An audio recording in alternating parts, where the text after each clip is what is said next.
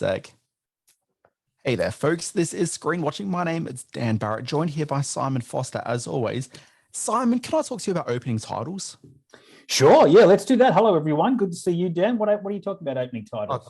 Sorry. Hi.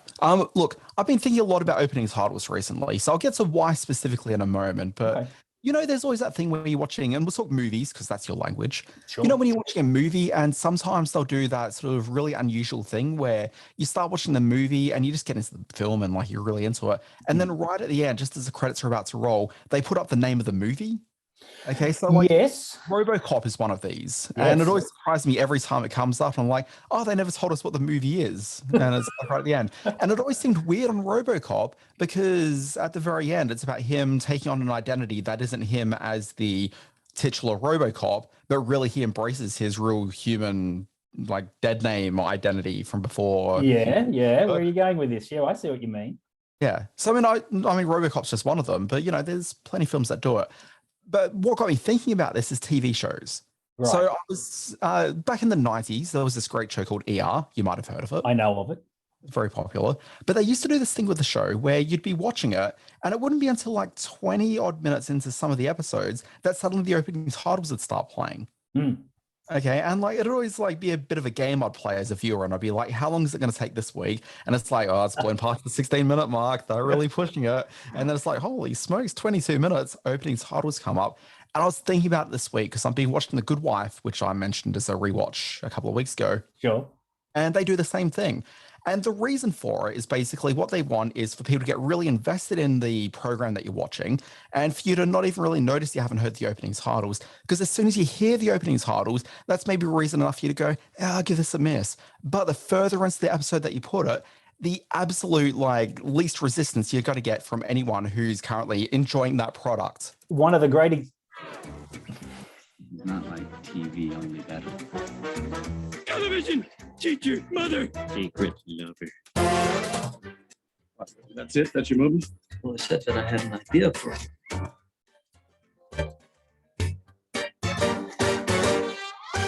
Folks, this is Screen Watching. My name's Dan Barrett, and treading all over my jokes, it's Simon Foster.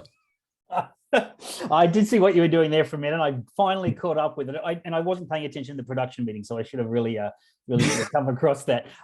Those old Hello production meetings. The point I was going to make before I realized that you were doing a joke was the best recent example of the late title sequence is in the movie Fresh, which is on Disney Plus at the moment, which goes on for about 25 minutes as a sweet rom-com.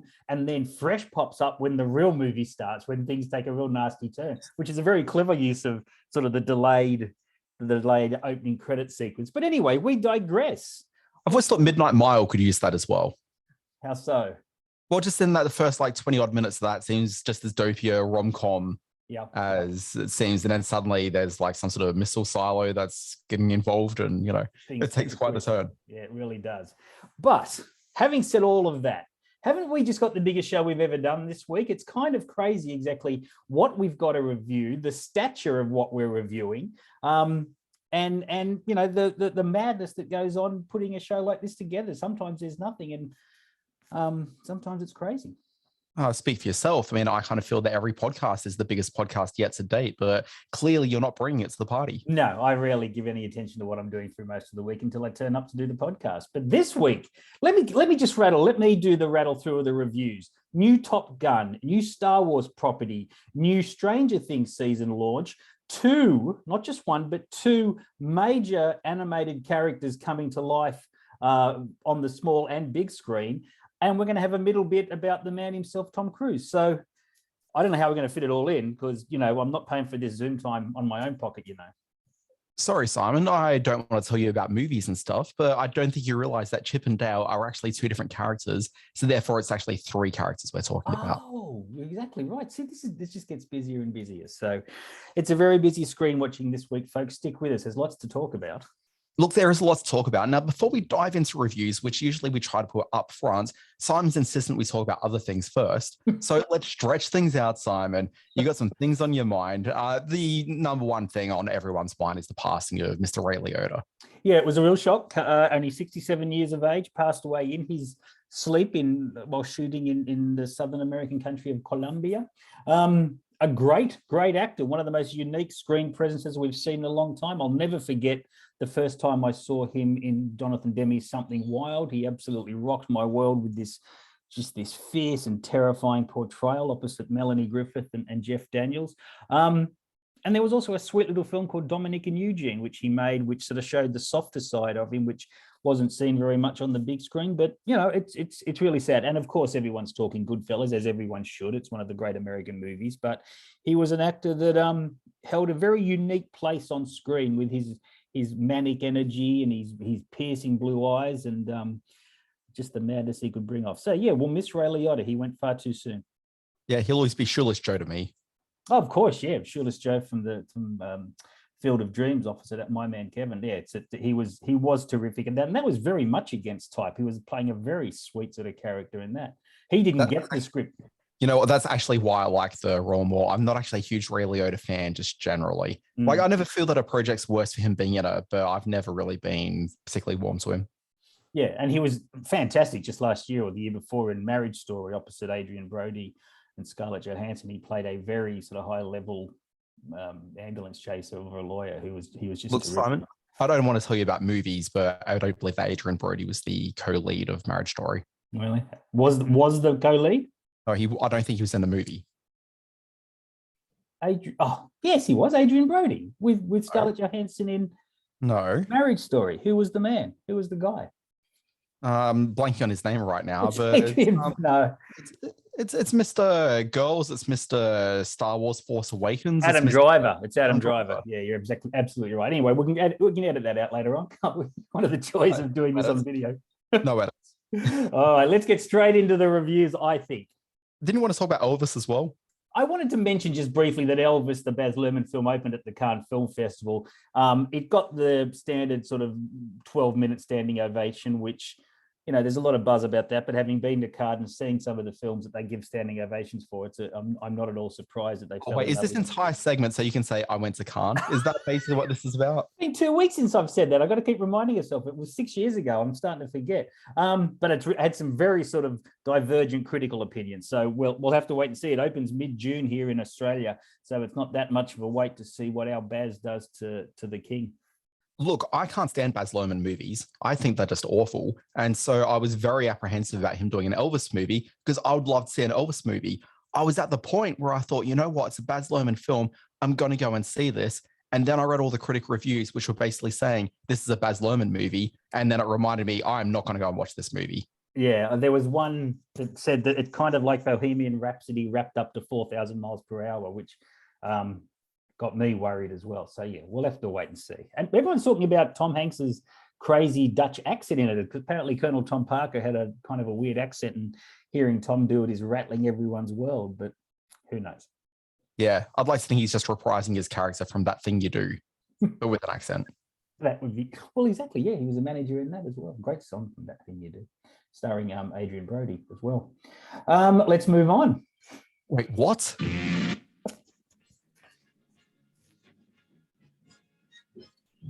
It stinks.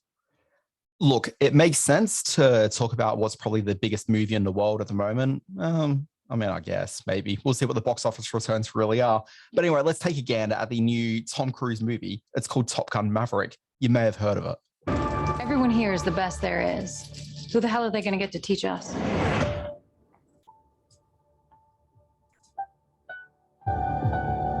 Captain Pete Maverick Mitchell. Let me be perfectly blunt. You are not my first choice. You are here at the request of Admiral Kazansky, AKA Iceman. He seems to think that you have something left to offer the Navy. What that is, I can't imagine. How handsome does John Hamm sound? He looks good in film and he sounds handsome on our podcast as well, as do both of us. Look, I had some entirely, I think, justified nerves going into this long overdue sequel to arguably the most influential piece of commercial American filmmaking from my youth, the 1986 blockbuster, which modern social media had tried to very hard convince me in the last few weeks was just some vulgar piece of 80s jingoism starring a once was somebody actor that didn't need revisiting. Now, I actually rewatched the movie recently, and that's actually true. But go on. It's not true at all. It is. Not for the first time. Social media was proven to be full of shit. Top Gun Maverick is not only an absolutely crackling bit But what about me? You're full of shit as well. Top Gun Maverick is not only a cracking bit of big screen entertainment, and it certainly is that in spades, but it is also an entirely justifiable return to the world of the Naval Flight School and the life of Pete Maverick Mitchell. In an industry where IP regurgitation inspires nothing but cynicism and exhaustion in older critics like me, to find a sequel landing 36 years after the original that absolutely justifies its own existence is like tapping water on Mars. The plot is all it has to be. That's the Last Jedi. Go on. The plot is all it has to be to engage audiences, old and new. A quote-unquote foreign foe has established a nuclear facility that threatens NATO borders in a snowbound enclave that makes it impossible to reach with tactical missiles. That means the best of the best, the young pilots of the Top Gun flight school, have to fly in, and if their training provides well, out, hitting a target just a few meters square. Now, of the gathered pilots, one has all the history, Lieutenant Rooster Bradshaw, played by Miles Teller, a young pilot whose father, call sign Goose, passed away while flying with a young hotshot named Maverick 30-odd years ago. And who should be the best pilot left standing who can teach Rooster and this new breed of Top Gun pilots how to fly low-altitude missile runs? Now, Maverick is played by an actor called Tom Cruise. You may have heard of him. He remains the one holdover from the last great era of Hollywood stars. When he first became the #1 box office draw in the world, he shared multiplexes with Schwarzenegger and Julia Roberts and Tom Hanks. Now his fellow box office draws are Spider-Man and Thor and Wonder Woman. Top Gun Maverick is Cruise really embracing the character that defined his stardom nearly 4 decades ago through the prism of age and experience, which is risky for an actor. There's a balance to be found that captures what we loved and or loathed about Maverick, but also convinces us that he's more self-aware, able to have recognized and grown from his past mistakes. Maverick represents, I think, a really transitional role for Cruise, the first time on screen that he's played the nearly 60-year-old man that he is, and he allows it to unfold with one eye on authenticity and one eye on his role as Hollywood's last star standing. Top Gun Maverick finds that balance as well. It's a personal story that captures themes and emotions inherent to the passage of time, but it's told through the lens of a huge and exciting Hollywood action film. Love the movie. Great film. Go and see it on the biggest screen possible. So I don't have an attachment to Top Gun at all, in that I only ever watched it for the first time a couple of years ago, and then I did a rewatch it the other night. I think I enjoyed it way more the first time I saw it than watching it the other night. Boy, is that film a turkey. But I watched it in order to watch Top Gun Maverick because I'm there for my boy John Hamm. And I will say Top Gun Maverick, I had a blast of a time watching it. Okay, but there's a couple of things I wanted to know, which is that, one, I was really particularly impressed with the idea at the beginning of recreating the opening of the first film as the opening for the second film as well. Like that almost shot-for-shot remakes, same musical score coming in over the top. Like it's, it certainly was there to evoke the spirit of the original. And I like just the idea that even if there was like a third Top Gun movie, that just open it in the same way, because that's how you open a Top Gun movie. Sure. I like the spirit of that. But think about the musical cues as well. I thought it was particularly interesting when Jennifer Connelly gets introduced, new character to the Top Gun franchise. Okay, as soon as she gets introduced, do you realize what was playing in the background of her intro? I can't remember, no. Okay, her opening scene is not like a Top Gun song at all. Rather, it's playing Let's Dance by David Bowie, which I just thought was fantastic. A bit of a nod back to the Labyrinth of old.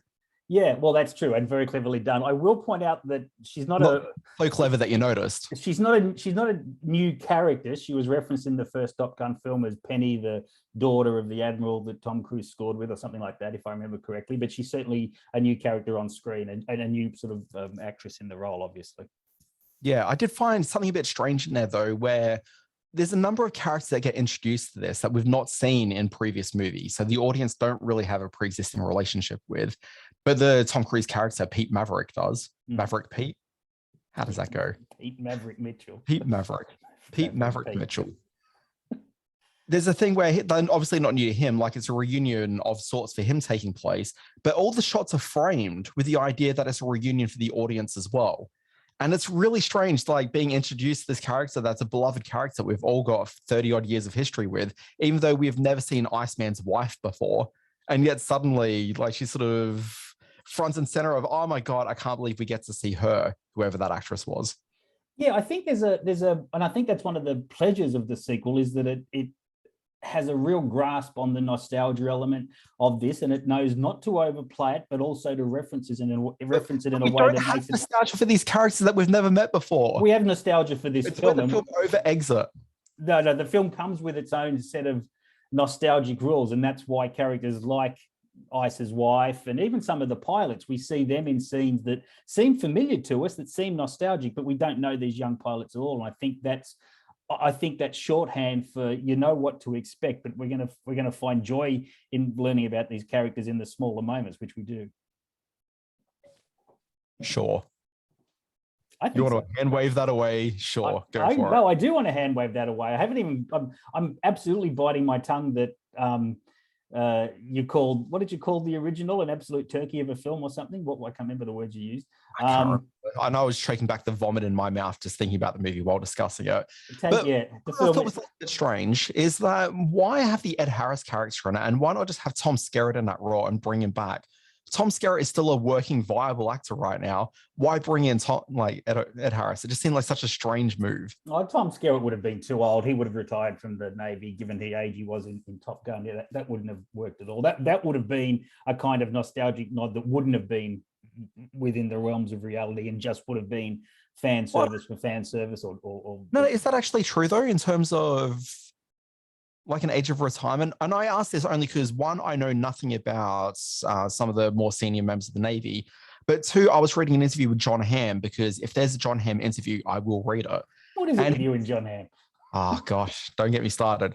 But he was effectively saying that he's got a number of friends who are like within military, organizations, and they were giving him shit for taking on the role only because he's supposed to be like a 3-star general. And all of his mates are saying, you're actually too young to be a 3-star general. And Ham's like in his early to mid 50s at this point. So like, what's the actual age that people are retiring out of these roles? Well, I think Skerritt's there in some sort of emeritus type role, I wouldn't be entirely surprised. I know that Tom Skerritt's far too old to. Can you imagine if that had been him standing when the jet flew over? That would have knocked him about 40 feet 40 feet backwards. You know, the scene I'm talking about when Ed Harris is standing under the experimental craft. Maybe you, but I'm talking about an actual man, Simon. Look at that moustache. He's a man that can actually wear a moustache. Jeez. Look at this moustache. We're talking. I'm looking at it. So, Top Gun Maverick is... No Tom Skerritt, I'll tell you that. Top Gun Maverick is in cinemas everywhere as we speak, and apparently is doing huge business all around the world. So the movies are back, baby. I mean, do we want to get into that conversation? Because yeah, we should. With the same week that Cruise releases a Mission Impossible trailer, which is blowing everybody out the back of the theater. It looks extraordinary. Tom Cruise is taking it upon himself to bring the big screen experience back. First with Top Gun, and now at the same time with. I don't think it's any sort of coincidence that he releases this amazing Mission Impossible trailer the same week. Look, the trailer was really cool. And I'm not saying that these films aren't getting great box office. The problem is these films are staggered a number of weeks apart, if not months apart. And there's a whole bunch of weeks where there's just no new releases of any serious box office potential coming out.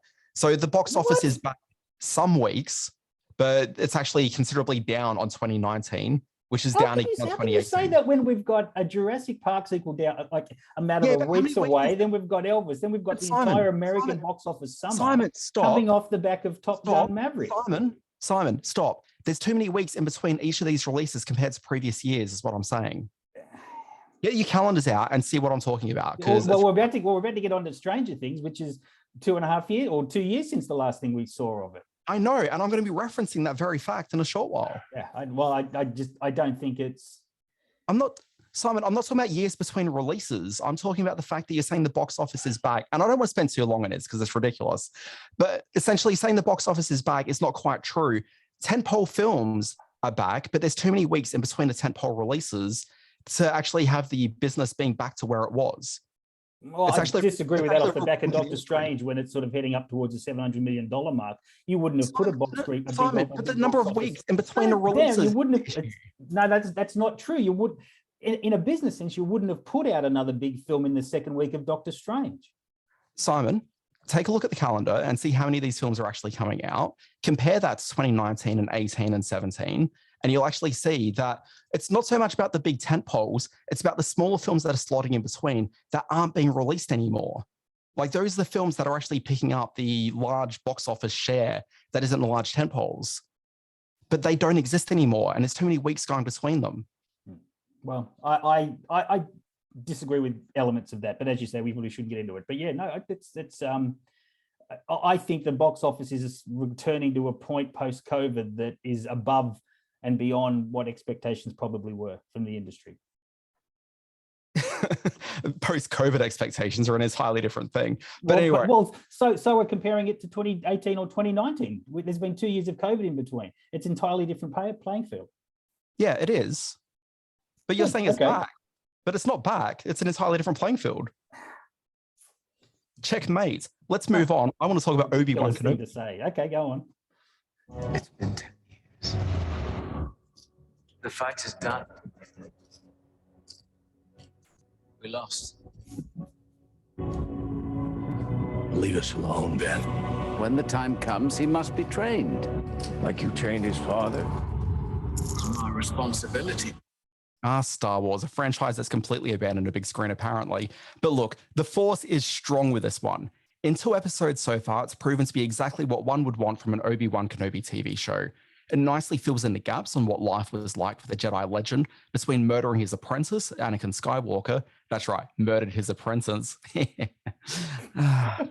am I doing? I'm just upsetting the Anakin Skywalker Uber stands.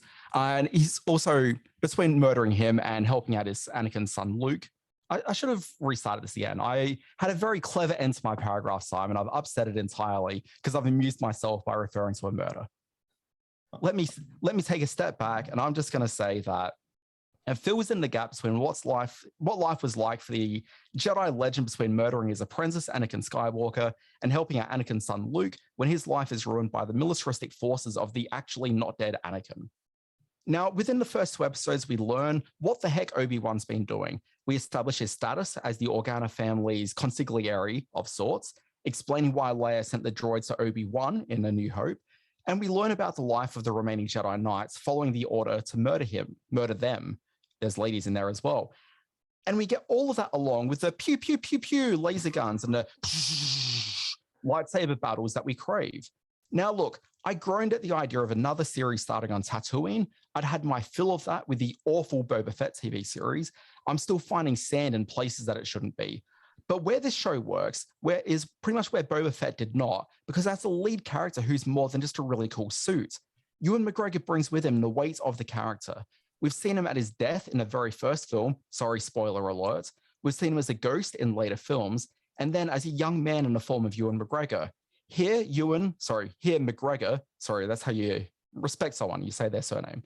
Here McGregor is bridging between the 2 stages of the Jedi Master's life. McGregor, 7 years from now, will be just 5 or so years younger than Alec Guinness was in the first film when he took the 17-year-old Luke under his wing. And sure, this Obi-Wan is quite a bit less grey in the beard than the version that supposedly exists 7 years from now, but you can buy that this is an Obi-Wan who's definitely getting up there in years. And in this, we watch as Obi-Wan Kenobi still processing the trauma of what transpired a decade earlier. He feels guilt, shame, and a great mourning for so many reasons. In part, the responsibility of the destruction caused by his very own apprentice, or as the cool kids call them, Padawans. But you'd have to assume there's also quite a bit of survivor's remorse wrapped into all of this. So when he's called by Bail Organa to, and I'm going to skirt around this a little bit, handle a mission, he's very hesitant to get involved, to say the least. I don't want to go too far into this because to do that sort of gives away the game a bit if you haven't seen the show, but you kind of know where I'm talking about here. Basically, the series overall is very typical Star Wars stuff, but it's also really good typical Star Wars stuff. I had a blast with this. Simon, I know you've watched the first 2 episodes. Did you enjoy it as much as I? No, I didn't. I thought the first episode was pedestrian. I thought it hit all the beats that you say it did, but I didn't think there was any urgency to the storytelling. I actually thought some of the effects work was a bit chintzy as well. Maybe it's the high HD TV effect, or I'm not quite sure what, but I don't think this was as good looking a production, certainly as The Mandalorian. If we're not going to give... on that, I didn't notice any sort of chintzy special effects on this one. I actually thought the special effects outside of when he's in that vehicle heading away from the meatworks that he's working in out to wherever he's at. That looked a little bit funky. But outside of that, what I actually really liked about the special effects work in this is it didn't feel so much like they were using that blue screen. It's not blue screen, but whatever that technology is called. I forget the name of it now. Yeah. They've got a very fancy name for it. It didn't feel like they were using that in the way that I very much felt that while watching that Boba Fett TV show. That one felt so much like they're on sound stages. Whereas this, there was definitely soundstage work and you could see that. But it sort of seemed like the camera was moving a little bit more to hide a lot of that kind of standing around while amazing stuff's happening around you business. Yeah, to a certain extent, I agree with that. Yeah, absolutely. I think that, and if we're not going to give away too much of the second episode plot line as to the relationship that Obi-Wan forms in that second episode, I will say that it runs dangerously close to just mimicking developments in the Mandalorian that I think. Have you read the articles about the supposed rewrites that happened on the series? No, I haven't at all, no. So without giving away what happens in this series, supposedly, and Disney's refuted this, but I think it might be pretty spot on. And it certainly taps into exactly what you're just saying then. Oh, really? The original plot of the series was him taking a very young Luke under his wing as he sort of goes on adventures around the place. He tries to protect Luke from forces trying to get at him. Okay. And they backed away from that thinking, oh, it's too much like The Mandalorian, which is the exact same storyline effectively. Effectively it is, yes. Okay, yeah. All right. So yes, I think there's more to enjoy here coming up. I think I thought the series did itself no service by opening with a montage of the three arguably most terrible films in the franchise. That is unfair to Rogue One, sir. Phantom Menace right through to the whatever the last one was called, Sith of the, I don't know, I can't remember what it was, Dark Lord of the Sith. Yeah, so this is a series that I think is by the numbers so far, hopefully with a bit more oomph a bit further down the track. Yeah, was it Salmon Fishing in the Sith? I forget. Something like that. That's what it was, yeah. That's exactly the Sith of Ronan. Yeah. What are we talking about here? So look, I was having a chat with a mate who felt very similarly to you. Okay, but he was telling me that before I sat down and watched it, and I had a blast watching it. I really enjoyed this one. A blast, though? I don't think there was anything exciting about that first episode, cutting fish and all that sort of thing. I thought it established the setting well, but we've seen plenty of Tatooine over the years, and I think that what he does, and I think it absolutely fell to Ewan McGregor to give there some nuance and some character weight to that first episode. The second episode, which riffs on Blade Runner to an egregious degree, I think is a better piece of television for sure. No argument the second hour is better than the first, but my understanding with this, and this is I think that's going to maybe work a lot better on rewatches than watching it week to week like this. But my understanding is that they really have made, and I hate this phrase, I wish TV shows would just be TV shows, but they keep talking about this being the 5-hour movie.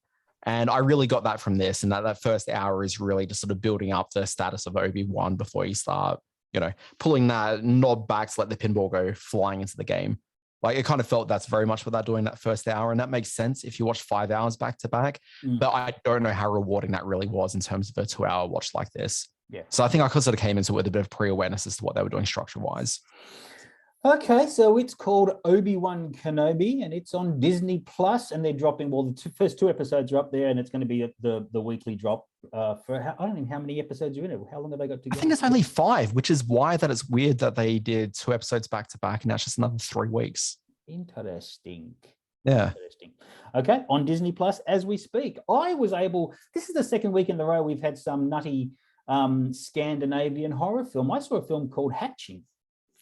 Yeah, now just keep in mind, this is a foreign language movie, hence the trailer.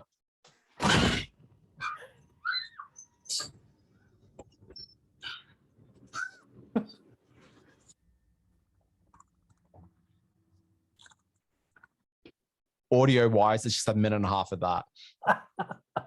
Well, for those who don't know, that's a bird hitting a window, then this crazy woman snapping its neck. So, hey, welcome to the world of Scandinavian horror films. What we need to do is play the podcast a little bit like in FM radio, where you have to guess the sound. Guess the country it's from, yeah. Finnish folklore meets contemporary Scandi suburbia in this very creepy debut feature from Hannah Burgum. The legend of the changeling, which is a mythical forest spirit who steals the appearance and then blackens the soul of those they choose, is the perfect metaphor for that brutal rite of psychological and physical passage we quaintly refer to as coming of age, aka puberty.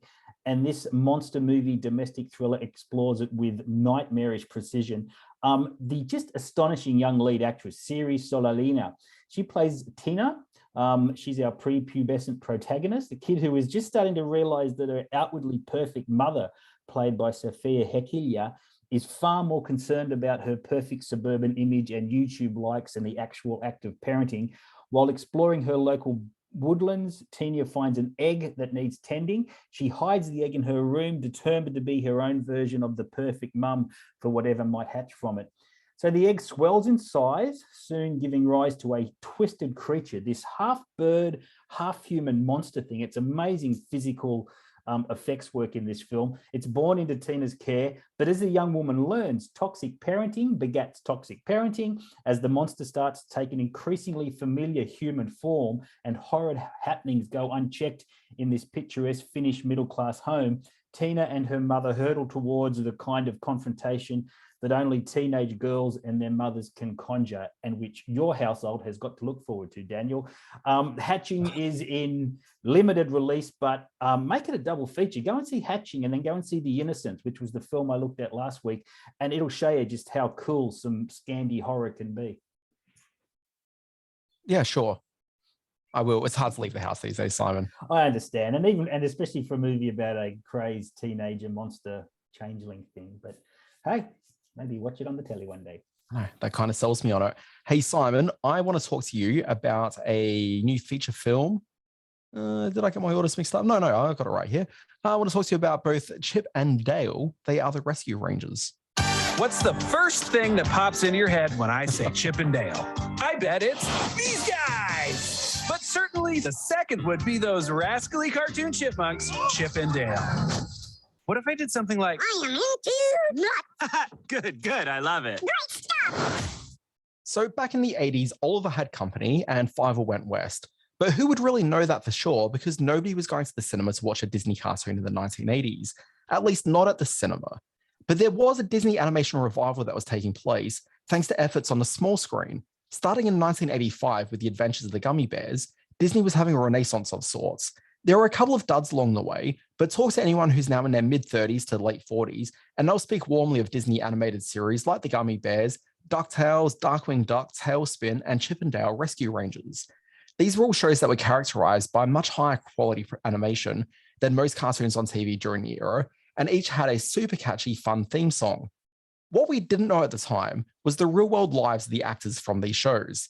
As a kid, I had no idea that the chipmunk actors Chip and Dale were young jobbing actors who'd found success as rescue rangers, but were lacking creative fulfillment. Thanks to the new feature film Chip and Dale Rescue Rangers, we have an insight into the highs and lows of their time making the show, but also what happened in the years since. This is the film that gets the gang back together from the original show, or at least the animated actors who joined Chip and Dale in the original. Obviously, I'm speaking about Gadget, Monterey Jack, and Zipper. They go on one last adventure together, solving the mystery of missing cartoon characters, believed kidnapped by an overseas studio making shonky IP-thieving knockoff films and shows of the original. Now, if you haven't guessed already, this isn't really a film for kids. It's for the elder millennial and young Gen Xers who grew up with these shows as kids. It utilizes a similar style as Who Framed Roger Rabbit, both in terms of mixing cartoon and live action actors, but also in stylistically creating a world where we consider beloved animated characters as actual actors playing parts on screen. Rescue Rangers owes a huge debt to Roger Rabbit, even winking about it with the flashback scenes of the early 90s, with our chipmunk dynamic duo dancing in a nightclub with the aforementioned Roger Rabbit. And while I had an okay enough time on the couch watching this film, I couldn't shake the Roger Rabbit comparison in my mind. The film played into romantic ideals of old Hollywood. It was Chinatown by way of Chuck Jones. But the new one is filled with irony and cynicism, with deep dive references and obscure characters galore. Gone is the base pleasure of seeing Mickey Mouse skydiving with Bugs Bunny, and in its place are jokes about the soulless Polar Express style uncanny valley animation of the 2000s. The film is kind of funny, but mostly just felt too clever. press play on a film this weekend, you're going to have a fine time with it. But 5 years from now, you'll still be pressing play on Who Framed Roger Rabbit. Well, I can't believe I'm saying this, but I totally agree with you.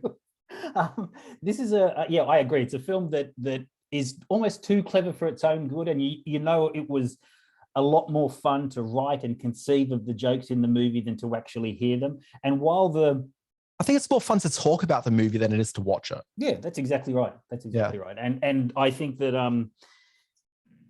Mulaney and Sandberg were good together as the two chipmunks, but I don't think they had any great material to work with. Plus, it sort of degenerates into a kind of a shootout at the Docklands type of 80s action movie ending. You know what? That final sequence where they're on the dock fighting, we'll say the bad guy. I don't want to reveal who it is exactly because that's, you know, a plot twist.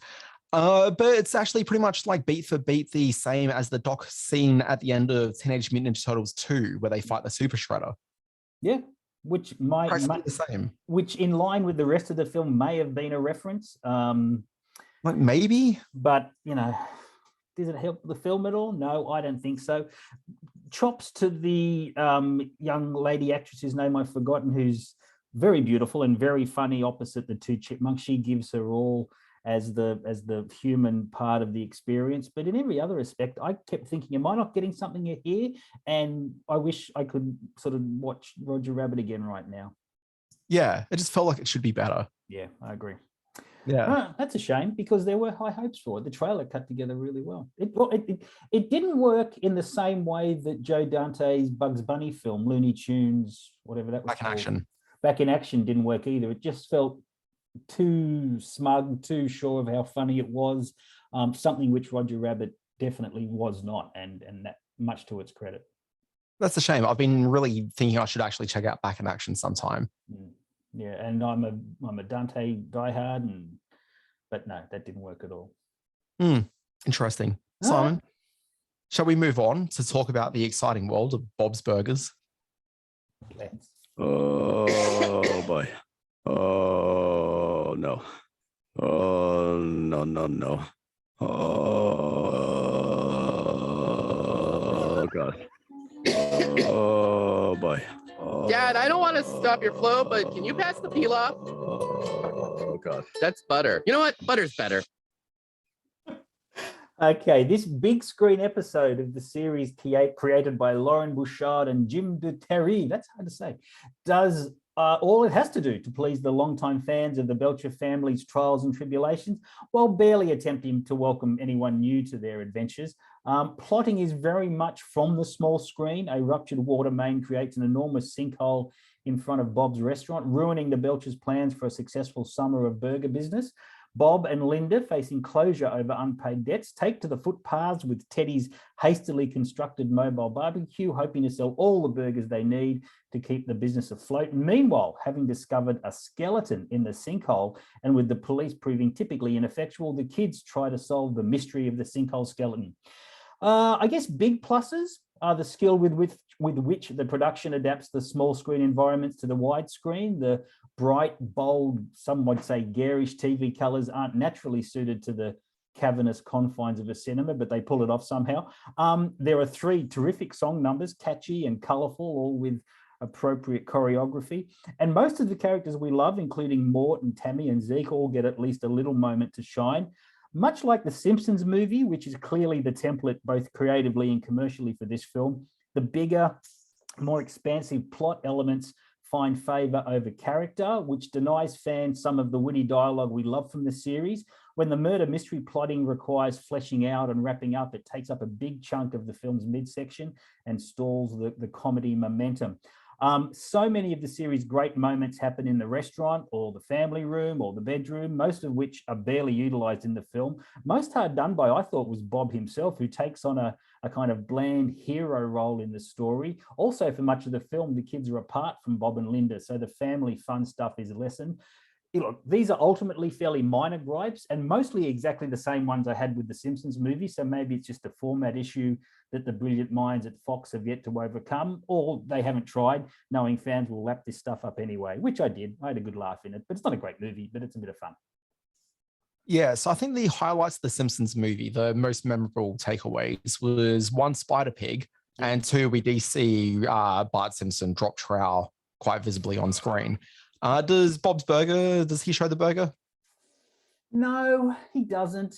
It picks up a PG rating, but mostly for scenes involving like the murder mystery element. So no, there's no showing of Bob's patty. Okay, well, that's disappointing. I guess. No peen in this. No peen in this. Oh, well. Scathing review from Simon Foster.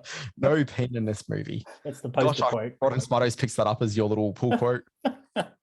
So to speak. All right, let's move on to Stranger Things Season 4. I'm excited to hear what you have to say. What do you think, Mike? It's risky as hell.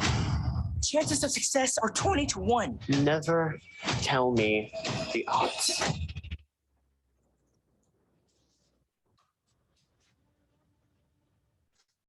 I've adored Stranger Things from the very beginning. Yeah. And I suspect that a lot of my enjoyment of the show is quite similar to a lot of fans of the show.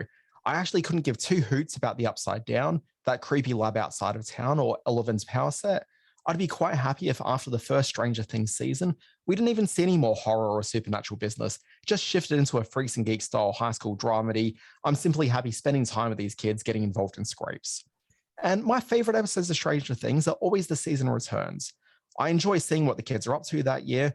What if we start seeing bodies on the ground? Like whenever that happens, it's usually where I start settling in and just get less involved than I had been right at the beginning.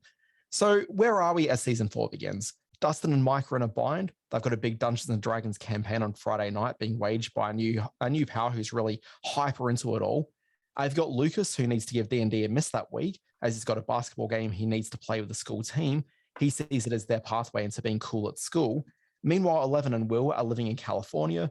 Eleven's inexplicably being picked on by the other kids in school, and inexplicable mostly because Will's right there with that ridiculous bowl haircut. Now, in episode 2, there's a bit of a reunion with some of the characters going to California to meet up.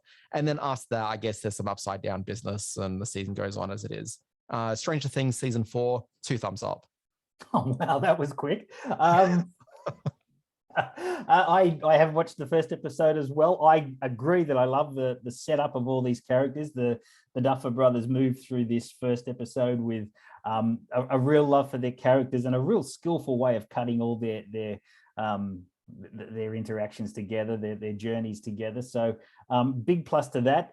It could have used a little bit more scary when it does come right at the when it comes right at the end of episode. When it comes right at the end of episode 1, it delivers. Like, it's a nasty piece of work, and we're introduced to a villain that had a sort of a feel of the Hellraiser bad guy that I love from my 80s youth. But they get the 80s vibe just right. I've only watched the first episode, and I'm all in on Stranger Things. They really are my favorite bunch of kids on television as well. So I think this is a big deal. Yeah, from what I remember, seasons 2 and 3 both open with an episode that's very light on the scares and is very high on the just interpersonal dynamics of it all. Yeah. And to my mind, those are really the most memorable parts of the seasons. Yeah, I remember very fondly the ending when they were the monster reveal of season 1. Boy, that gave me a fright. But there were some great Stranger Things moments over the years, and such a great cast of character. All of them look a little too old to be in high school, quite frankly. I'm not quite sure how old they are in real life, but they do look like that classic sort of 20-somethings making a high school movie. But they all handle it really well. I actually think that age appropriate still be in high school, but I think they're too early in high school for where they actually are. Like, they feel like they're seniors at this point looking at them. Yeah, Finn Wolfhard, he's got this huge Adam's apple. He looks like a 30-year-old, but he's also about 6 foot tall. So maybe that's just it. But yeah, no, great bunch of actors. Very excited about where season 4 is going to go. I do just want to mention very quickly, also in cinemas this week is a terrific documentary called Ablaze. It's about a man named Bill Onus, who was a heroic sort of cultural and political figure through the 40s, 50s, and 60s. He was fought for civil rights here in Australia. If you head on over to our YouTube channel, I interviewed his grandson and one of the co-directors of this film, Tariki Onus, and he's made this wonderful story about this extraordinary man. It's called Ablaze, and it's in limited release as we speak. Just a very quick wrap up, because I don't think we did that. Top Gun Maverick playing in cinemas now. Obi-Wan Kenobi on Disney+. First 2 episodes, and I believe there's 5 all up, rolling out weekly. Hatching in limited release in cinemas. Chip and Dale Rescue Rangers on Disney+. Bob's Burgers movie currently playing in fairly empty cinemas. At least kind of, I've only seen like 2 or 3 like posts about this from film critics I know that it's been very quiet. Yeah, it's a very quiet release here in Australia. They had an early morning screening that none of the critics went to. I think it's a clever bit of counter programming, or not counter programming, but co-programming to put it out with Top Gun in cinemas. Obviously, there'll be a bit of overflow, and people will recognize Bob Burgers, so maybe check out the movie. But yeah, it's a very sort of low-key release. It really struck me as a strange film to release into cinemas. I just expected to go straight to, like digital sell-through or something. I think we've got it. I think we've got it ahead of the US too. I think it's a couple of weeks down the track for the US. Yeah, I don't know. Like, surely the US would build up buzz for it. Is it a big show though? I mean, it's never been like Simpsons big, but it's got a following. Not at all. There's a very, very loyal following for this show, and they will absolutely be there for that opening weekend. But like, that following for it is not particularly big. Yeah, that's what I figured. Yeah. Sorry, I interrupted you. Stranger Things with what is it? 7 of the. What's going on there? It's pretty much. Sorry, are you there? Sorry, my phone started dialing through and it upset my computer. I can see you. I can hear you. Yeah. Basically, Stranger Things, all but the last 2 episodes are streaming now, and then I'll drop the final 2 episodes on July 4. And make sure you put a bit of time aside for Stranger Things, because each of the episodes runs at like 70 minutes or something, 80 minutes. So there's a lot of Stranger Things to get through for season 4. They vary around a little bit. So that's kind of like the average, but I think episode 1 ran for maybe about 70 minutes. And then there's an episode, the season, like the mid-season finale for it, runs like about 2 hours 20 or something ridiculous. And while we're on this crazy sort of credit topic, your mates over at Disney Plus may want to tighten up their credit sequence. The Obi-Wan Kenobi episode description comes in at about 42 minutes, but 6.5 minutes of that is credits at the end as well. So each one is really only running about 33, 34 minutes. Well, usually it will always include credits, but what throws Disney Plus out all the time is that at the end they put the foreign language credits all as part of like the same file. It's like, they definitely do that. Incredible. Yeah. But that's what blows it out. Yeah, it's weird. I do just want to mention very quickly. They won't send me screeners. I get nothing from those guys. Nothing. Oh, really? You're so nice to them, though. Oh, well. I do just want to mention very quickly, as part of our What Else Have You Been Watching segment, a UFO documentary called Ariel Phenomenon is available to rent on the arielphenomenon.com website. It is a long in production doco about the infamous UFO encounter and potential landing at a school in Zimbabwe, witnessed by 60 children who still speak of it today. And this documentary revisits those kids as adults and talks about how keeping it secret and the effect it's had on their mental health. So it's a pretty amazing documentary, actually, for those of us into that sort of stuff. It's called Ariel, A-R-I-E-L Phenomenon, at arielphenomenon.com. Okay, Simon, I think it's time to move on to a little segment we call the middle bit. And have I queued up a thing for it? No, nothing at all. Let's do this. Okay, the love affair with Tom Cruise, it continues. It gets stronger every day. Simon, my Thiessen count could not be higher right now. We're going to talk about the movies of Tom Cruise. What are we doing? Like 3 films that we're going to list as like our favorite Tom films? Well, I think so. Looking up and down the list here, I have seen every single Tom Cruise movie ever made. I've seen every single one of his credits as an actor, which gives me some kind of insight as to what are the really good ones. This is going to be really hard. I didn't hate The Mummy. Like, I was one of the very few people who sort of was on board for his remake of The Mummy. Not a great film, but I can see what they were trying to do. He was just too old for the part. Anyway, Tom Cruise has been a huge part of my movie-going life, obviously, and to be able to talk about the films that were most influential or what I think were his best films. I was there when he hit big with Risky Business, and you look at Risky Business now and it is still a beautifully written, beautifully acted and gorgeous looking film. It was really sold in that 80s teen comedy fold, and the sexiness of it and the sex scenes were sort of important to the marketing. And there is an incredible sex scene in there between Tom and Rebecca De Mornay, but the movie is so much more than that. If you get a chance to see Risky Business, it has aged beautifully. Made and directed by a guy called Marshall Brickman, who did a lot of work with a certain Woody Allen through the years. He was a co-writer on Annie Hall. He went off and did this movie, Risky Business, and hasn't made a movie since. Had a terrible time in Hollywood. Really? So, yeah, it's extraordinary. It's his first film as a director, working from his own script, and he never went and made another movie, as far as I recall. So let's jump to you. What's your one for you? Okay, so the caveat on all this would be that it'd be quite easy to say, what are the 3 best Tom Cruise movies? And then just to list 3 Mission Impossible movies. All great films. My God, I have a great list of films. Yeah. Yeah, and they just get better and better. Yeah, they really do. So I'm going to pick a Mission Impossible film as my first one.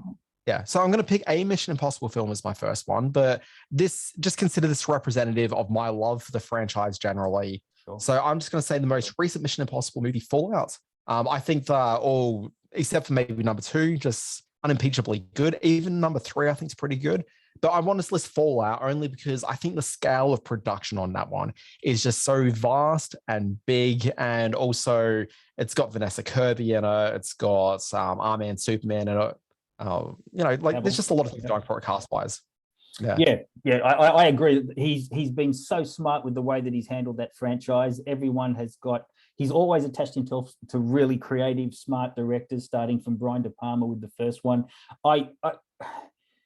The exception that proves the rule is number 2, which I think is far and away Tom Cruise's worst film, not particularly because of Tom Cruise. I just think it was an underbaked storyline that didn't work well, and clearly I appreciate the ambition of that film. I think the idea of radically shifting up the style and tone of the movie to be less reflective of the sort of noirish mission style of that first film and be an all-out action, John Woo style action drama, I think was a really bold move to make. I just don't think it worked out. Yeah, I agree.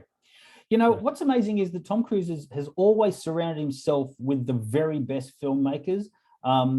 Going all the way back, he had a very small part in Endless Love with Franco Zeffirelli, but from about the Outsiders onwards, I mean, that's Francis Ford Coppola. Then you move into Ridley Scott for Legend, Tony Scott for Maverick, Scorsese for Color of Money, had a huge hit with Cocktail. I know a lot of people really rag on it, but you look at the films he made in '88, Cocktail and Rain Man. These are films that were huge commercial and huge critical successes, certainly in the case of Rain Man. Then Oliver Stone in 4th of July, back to Tony Scott for Days of Thunder. What's his name? Ron Howard for Far and Away, Few Good Men. You get into some really sort of major filmmakers through this. So he's always been very smart in the way he surrounds himself. As I cried my eyes out in Born on the 4th of July, I am going to slip Jerry Maguire in there as my number 2 film. I think that's... You're slipping that in after you mentioned 15 other Tom Cruise movies. He's a big deal to me. Look, Jerry Maguire impacted me hard. It says a lot of truth within the sort of wraparound of a romantic comedy. It's a beautiful. I think it's far and away Cameron Crowe's best film. Everything just came together in that part, and came together just at a time in Tom Cruise's career when he needed to be brought down a few pegs after all these huge hits. And I think audiences were ready for him to be brought down a few pegs. So he very smartly said, okay, I'll do it as a character. I'll do it as Jerry Maguire. And in that regard, it was really smart. So that's my number 2. Okay, my number 2 is a really unusual pick for him in that, one, he is working with a celebrated filmmaker at the time. Okay, I'll mention who it is in a moment. But what's unusual about this film is that he's part of an ensemble and not the lead.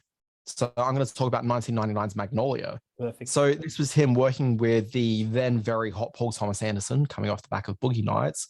And here he is playing a character that's very un-Tom Cruise-like. So what's interesting about Tom Cruise as a performer is that he knows what it is about him physically and the overall aura sensation that is Tom Cruise. And he knows how to really manipulate that and bring it to the screen.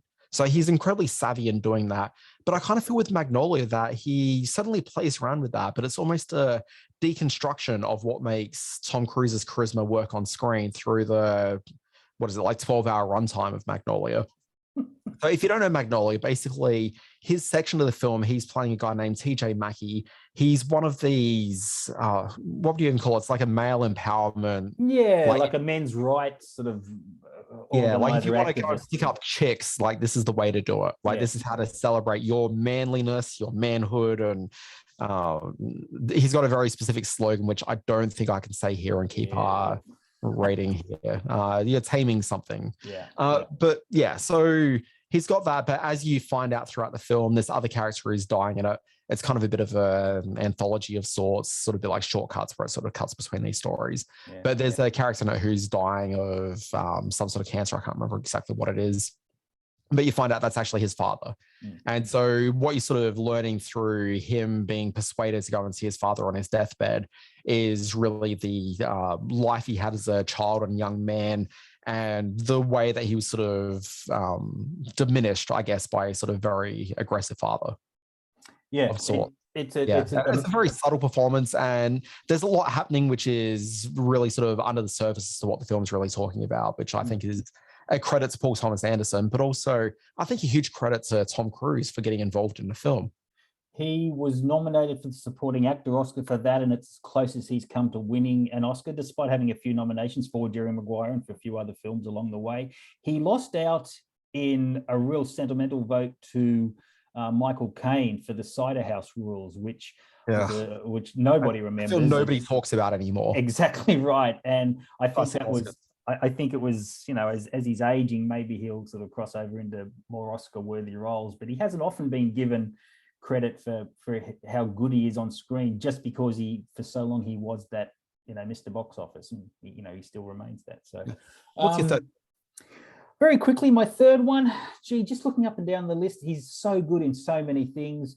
Collateral is a great, great film. I'm actually going to go for 2002's Minority Report, the Steven Spielberg film in which he plays a detective who foresees, through the use of the technology of the future, a murder that he commits. And it's a terrific piece of detective thriller type stuff set within a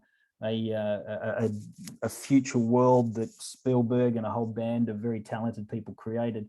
But the subplot is that he's also dealing with the grief of having lost a child, and it's some of the acting that he brings out in his work is just extraordinary. So yeah, I'm going to say Minority Report. Although there's so many other Cruise films that I love. What's your number three? My number three pick is, I think, probably his finest work. It was his role as Tom Cruise and Austin Powers in Goldmember. No. Very funny, though. Very funny reveal in that film. Yeah, I'm not sure that there's really much in that film that can be referred to as funny, but, you know, let's roll on. I want to talk about his other Spielberg appearance in the film. Has he done more than two? I think it's just two Spielberg films. War of the Worlds. Great film. Great performance. 2005. So War of the Worlds, I think, is just one of these great underrated blockbuster films from the last 20 years.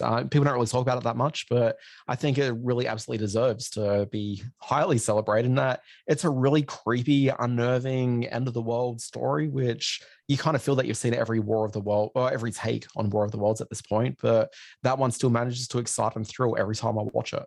Yeah. And there's scenes in it which just haunt me, just showing like the just horribleness of mankind just on display in sort of small background moments that take place all the way through that film. And it's still this great central Tom Cruise performance. There's still a moment in that film, and I know I'm going to choke up when I say it because it still chokes me up when I watch it on screen.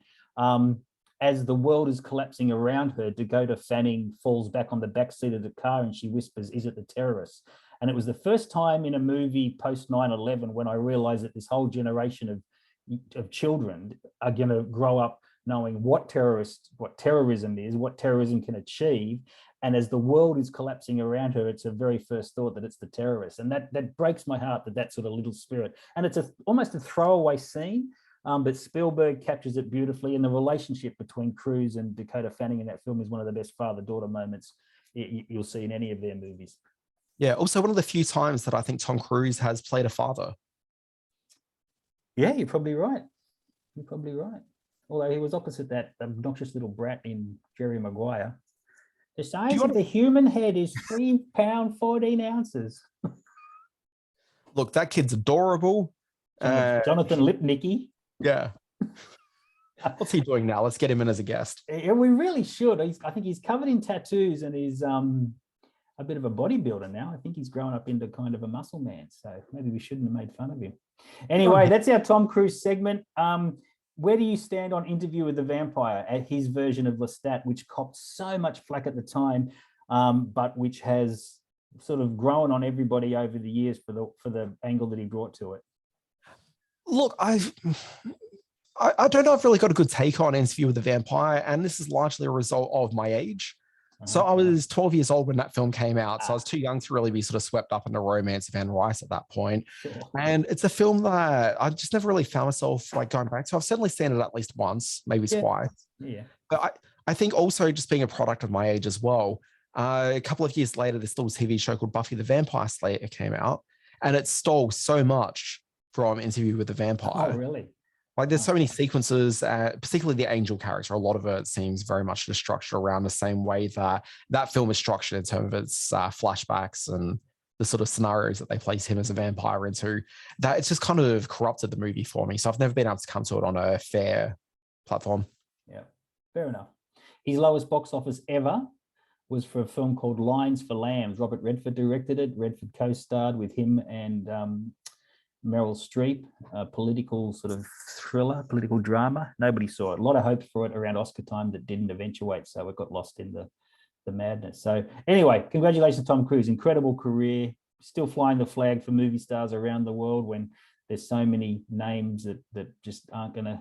See, that's the crazy thing. The big box office stars are now Spider-Man and Thor and Iron Man. And you mentioned a Mummy. Like that was actually Tom Cruise very deliberately leaning into saying, like he had his Mission Impossible franchise, but he tried to get the Mummy franchise up and running because he recognized that he was a pretty unique figure out there and he wanted to get more franchises under his belt. Yeah, absolutely. Okay, that's the middle bit here on Screen Watching. Okay, Simon, as we enter hour 3 of this podcast, it's probably time to speed things up a little bit.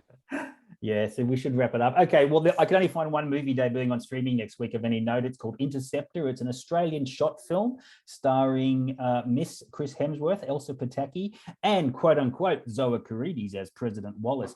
It's a big dumb action film, and I'm keen to see it because I love my big dumb action films. It's on Netflix from June 2. Yeah, I forgot to actually look up what's coming in a week ahead TV screen-wise, but something that I wanted to point out for our Australian listeners is there's a show that I think is a epic series from the US, and I don't really know a whole lot about it, but it's called From, and it's supposedly a very creepy, interesting horror series that stars... So I'm doing this off the top of my head. That gentleman who's from Lost and Oz that I really quite like, and I can't think of the name of right now. He played Walt's dad, Michael. Harold Perrineau? Harold Perrineau. Yeah, so it's him as the lead in this series. I don't know much about it, but my understanding is that it's actually quite good. Oh, this is the one where they're driving around in circles and can't get out of this, and it stars the beautiful Catalina Sandino Moreno as his wife. Yeah, I have seen the trailer for this, and it does look terrific. So I'm really. So what channel is that going to be on? Where are we looking? So you can find it in Australia on Stan. On Stan, okay, that's amazing. And it's streaming now. That looks like a very cool sort of horror sci-fi kind of element to it. So, good one. Okay, definitely be watching From. And the other one to watch out for, and I don't know when we're getting this in Australia. Hopefully it will just crop up at the same time as in the US. But there's a Hulu original. It's called Pistol, and it's about the Sex Pistols. And this is Danny Boyle's return to television. Fun bunch of guys. Fun bunch of guys. Indeed. Anyway, I haven't heard any word on it yet, but Danny Boyle, that's interesting enough to get me watching. He does good work. Shall we jump straight to this week in history? I should say, if it does turn up in Australia, probably Disney Plus. Okay, yeah, of course. Yeah, they've got the Hulu deal, so nice one. May 30, 2003, a little film called Finding Nemo, starring Albert Brooks, or featuring the voices of Albert Brooks and Ellen DeGeneres, who wrapped her talk show this week after 20 odd years. It was released in the US to much box office success. Boy, it's really amazing what counts as being noteworthy of it was a quiet week, isn't it? Here we go. May 31st, 2004, Peppa Pig premiered on Channel 5 in the UK. Oh, nice one. May 31, 2019, Robert Pattinson is announced as the new Batman, and we were all like, huh? But as it turned out, it was pretty good. You know what? I wasn't like, huh? Because I thought Robert Pattinson would be fine. Yeah, he could work. And in the end it did, because everything was good. Yeah, it's quite good. Something which I think is maybe one of the most important moments in television history, and I'm not joking, that's really not hyperbole either.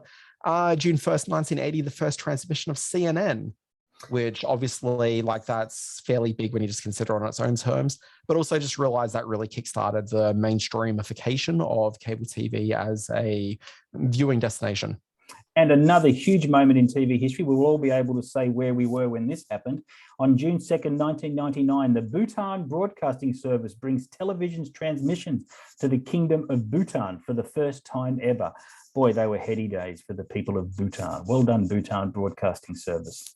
If it's not too personal a question, where were you when the Bhutan Broadcasting Service first launched television transmissions to the Kingdom of Bhutan? I was watching Jerry Maguire. So dumb. No, not happy birthday. No, not that. Please, no, not happy birthday. May 29, 1989, Riley Keough. I've never known how to pronounce her name. Yeah. She's very good, though. Did you see Zola? Zola was a great film. She was terrific in that. No, but I did see her in The Girlfriend Experience, and she was rather good in that. Oh, good. And I did not know she was the granddaughter of the aforementioned Elvis Presley. That came as a bit of a shock. Yeah, he was a singer a while back. May 30, 1958, Ted McGinley. Respect. Respect, all right. He was in Love Boat, Happy Days, Dynasty. He became known as what was it called? Married with Children. Yeah, but he was quite famous for sort of being brought into the last couple of seasons of the show. Then you just kind of knew when Ted McGinley was cast that it was the final days. Look, I mean, that's obviously just from Happy Days and Love Boat, but he's been cast in many series that, he was there at the beginning and it still lasted quite a while. And Married with Children went from strength to strength when, I'm trying to think of his character's name now. Jefferson was brought into that show. Jefferson, yeah. And he's one of those actors that everybody knows his face and very few people know his name. He's been in, as soon as, if you have a look at Ted McGinley, just Google it and people go, oh, that guy, yes. Yeah, fair. June 1st, 1946, Brian Cox from all sorts of great things, including, let's say, Adaption. Adaption's good. Succession, most recently, the success he has with that. The wonderful actress Zazie Beetz was born June 1st, 1991. I didn't know she was a German actress. She starred in Atlanta and Deadpool 2 and is instantly recognizable. But yeah, born in Germany. Who knew? Yeah, she knows a little German. June 3rd, 1958, Scott Valentine, who people would best know from playing Nick in Family Ties. Interesting bit of trivia about Nick from Family Ties. Yeah. The only Family Ties character to be spun off into his own show. Really? His own show? They gave him his own show? Yeah. I think it's called, and off the top of my head, and I think it's called The Art of Being Nick. Wow. And they take the character to New York City, where he ends up working for an art gallery. Or works for a lady who runs an art gallery. I'm not quite sure, but I know he ends up having to raise her kids. He was the Ted McGinley of Family Ties. Yeah, that's fair. Let's sign off, Dad. I've got football to watch. I've got old episodes of The Art of Being Nick to watch on YouTube. There might have just been the pilot. I can't remember if it actually went to series. But anyway, folks, thank you very much for listening to Screen Watching. My name is Dan Barrett. You can find me on Twitter at the Dan Barrett. You can start your day reading my newsletter. It's called Always Be Watching. You can find that at alwaysbewatching.com. And as everybody's talking about, it covers the big stories in TV, streaming, and film. And on Fridays, you got the Always Be Streaming newsletter, which recounts the big shows that launch that very week. You did good work. You did good work during the week in your newsletters. I read all of them, and they were a terrific bit of compilation of news. Well done, sir. It's a really big week this week. It was a really big week. I'm on the Twitter at Simon R. Foster1. I'm on the web at screen-space.net. Visit the Screen Watching Facebook page, which has got all sorts of stuff on it. Check out our YouTube channel. There'll be some new interviews going up this week and some great new trailers. And do keep checking out my Sydney Science Fiction Film Festival page. We're nearing some deadlines. We're going to be announcing some of the films very soon. It's been a very busy few weeks watching movies from all over the world with a bit of a sci-fi bent, and got lots to talk about. Indeed. Anyway, folks, this has been Screen Watching. Thank you very much for listening. My name is Dan Barrett, and we'll be back next week with more Screen Watching, where we'll watch things on our screen and discuss them. Bye, mate. Let's talk about From. Yeah, let's talk about From. That looks good. Yeah. Anyway, we'll do that next week. We'll talk to you then.